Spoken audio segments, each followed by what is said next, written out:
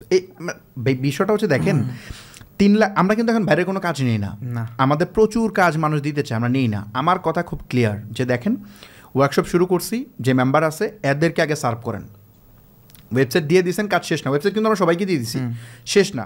কার কি চেঞ্জ লাগে করে দেন, কোথায় কি প্রবলেম হচ্ছে করে দেন। সো আমার মেইন মানে গোলটাই থাকে, ভিশনটাই থাকে, সেটা হচ্ছে যে এখান থেকে আমি সাকসেসফুল উদ্যোক্তা ক্রিয়েট করবো। এটা আমার বিজনেসের পার্ট না। আমি চাই যে এনারা ভালো করুক, সেটা যে কোনো মেথডে পসিবল। যদি তাকে সাপোর্ট দেওয়া লাগে ডেভেলপমেন্টে করো, টেকনিক্যাল সাপোর্ট হলে করো।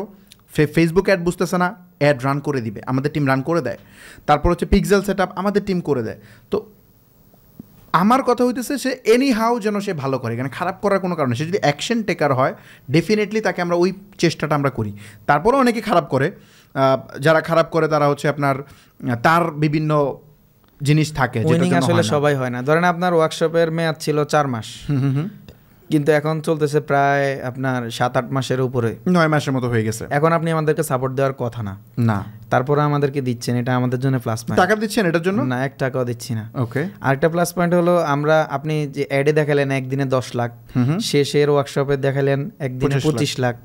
অনেকে কিন্তু এইটা দেখেও কিন্তু ঝাঁপায় পড়ে যে আমার মনে হয়, অনেকে কিন্তু দেখেন 20-30 হাজার টাকা 50 হাজার টাকা নিয়ে আইসা দেখা যায় একদিনে 25 লাখ টাকা সেলস করতে পারবে। কিন্তু আসলে এইটার পিছনে যে কি লাগে, লার্নিং আর অনেক কিছু আছে, লার্নিং প্লাস হচ্ছে ইনভেস্টমেন্ট। ডেফিনেটলি ধরেন আমার এখন যেই সেলস আছে বর্তমানে, আমি চাইলে একদিনে 10 লাখ টাকা সেলস করা আমার সম্ভব। কিভাবে, কেন হচ্ছে আমাদের কিন্তু প্রচুর এখন ইনভেস্টমেন্ট প্রয়োজন। কারণ হচ্ছে বিজনেস যখন বড় হয় তখন আমার হচ্ছে প্রোডাক্টে ইনভেস্ট লাগে প্রচুর।